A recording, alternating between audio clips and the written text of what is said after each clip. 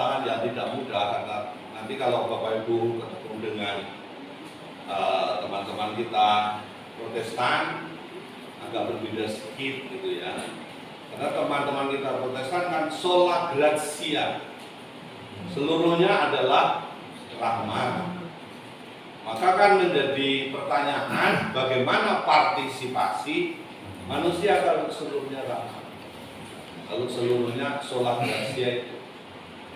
Manusia jadi alat aja, Bagaimana? jadi alat saja kalau memang tidak ada partisipasi. Nah, jadi kan kalau menjadi sangat sulit ketika gini loh, kalau itu seluruhnya hanya rahmat terus orang tidak menggunakan rahmat itu untuk mengusahakan keselamatan, itu kan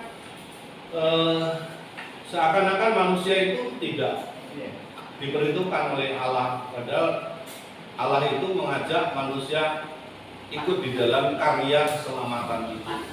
Ada partnernya, ada karya, diambil bagian di dalam karya keselamatan.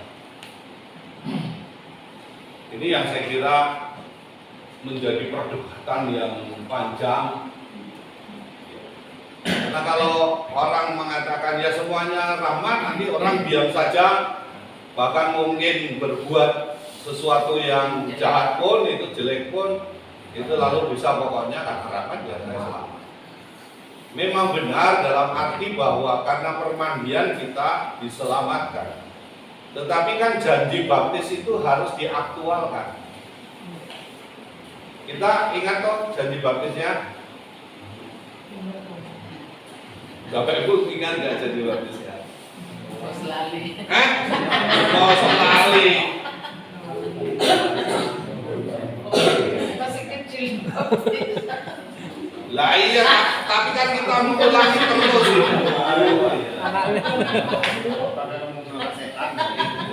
Iya. Jadi kan menolak setan dengan segala perbuatannya. Tapi kan yang pertama kan Bapak Ibu ditanya, apakah kamu percaya akan Allah Bapa yang Maha Kuasa Pencipta langit dan bumi? Nah, ya. Lalu kemudian apakah Bapak Ibu percaya akan Yesus Kristus putranya yang tunggal Tuhan kita? Tiga saja pertanyaan pertama itu.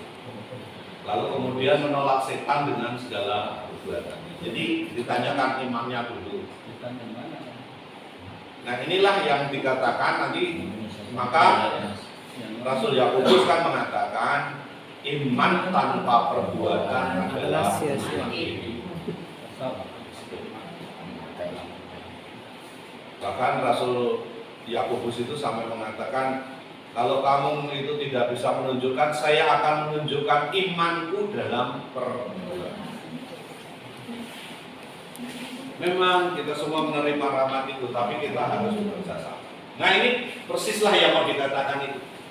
Jadi keselamatan selalu mengandung kerjasama antara rahmat ilahi dan peran serta manusia.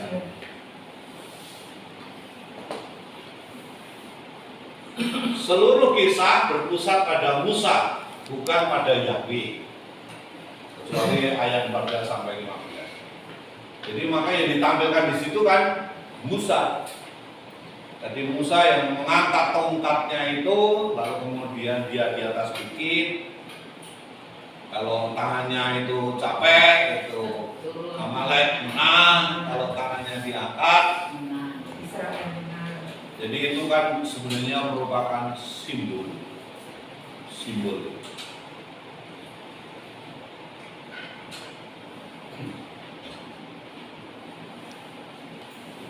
Yang mana itu yang seluruh kisah berpusat pada Musa bukan Yahweh, terutama itu memang kalau kita baca ayat 14 dan 15. Apa itu 14 sama 15?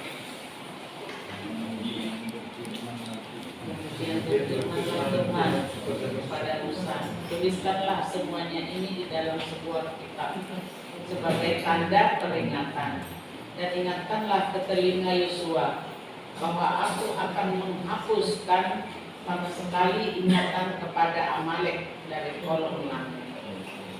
Lalu Musa mendirikan sebuah mezbah dan menamainya Tuhanlah panji-panjiku.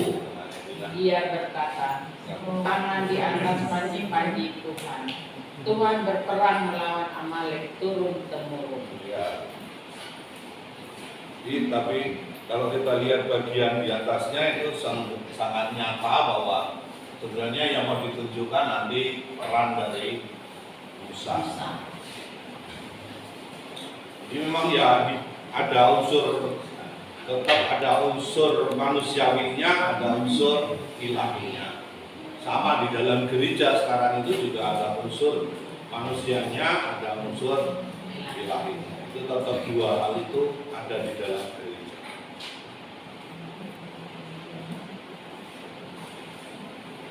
Jelas? Seberapa jahatnya sih orang Amalek, Romo, sampai dibilang di sini bahwa aku akan menghapuskan sama sekali ingatan kepada Amalek dari orang lain. Artinya kan sampai ke keturunan-keturunannya, akar-akarnya pun habis orang Amalek. Benar kan? Ya sebenarnya tidak sama dengan itu. Tapi bahwa ia dikalahkan, ditundukkan, itu iya. Tapi di kemudian hari masih ada nanti kan kelompok ini kan tetap akan mengiringi perjuangan bangsa Israel yang 7 kelompok itu di sekitarnya itu ya akan berpengaruh terus menerus dengan Masih ada. Masih jauh melawan Amalek juga. bahwa itu dikalahkan sampai apa itu namanya? Tuntas. Tidak habis lah. Kalau habis berarti sekarang nggak ada orang Amalek kan? Ya kalau habis sampai sekarang. Tapi itu mau ditunjukkan bahwa ya tumpes gitu tuh. Tapi ya bukan berarti bahwa habis. Dikalahkan bahwa ia sungguh-sungguh dikalahkan. Tidak berdaya lagi. Tapi di musika itu. Ya, kalau sekarang itu film musik. Ya beda pengertiannya pada zaman. Ya, nanti kalau ngomong Yesus saja nggak boleh tuh, marah nggak boleh kok.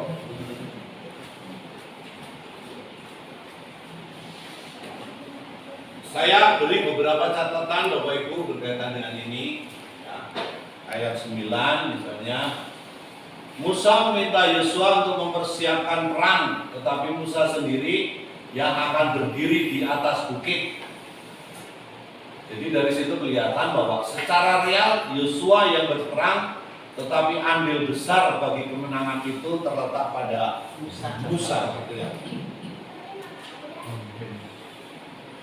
Nah ini yang menurut saya penting. Daya tahan dan keteguhan Musa lah yang menyebabkan kemenangan bagi Israel. Daya tahan dan keteguhan. Stamina yang diperlihatkan Musa sekalipun dengan bantuan Harun dan Hur sungguh luar biasa. Di unsur keteguhan dan daya tahan itu kan menjadi penting kan di dalam hidup itu. Militansi itu kan kelihatan di sini, militansi. Kalau orang ya dipukul sekali itu selesai. Kalau Musa itu misalnya sudahlah tanganku capek lah. Misalnya udah berhenti kan diturunkan selesai kan. Tetapi kan ada usaha yang lain. Oh, pasang bandel batu. Oh, dipegangi tangannya yang lain. Nah, itu.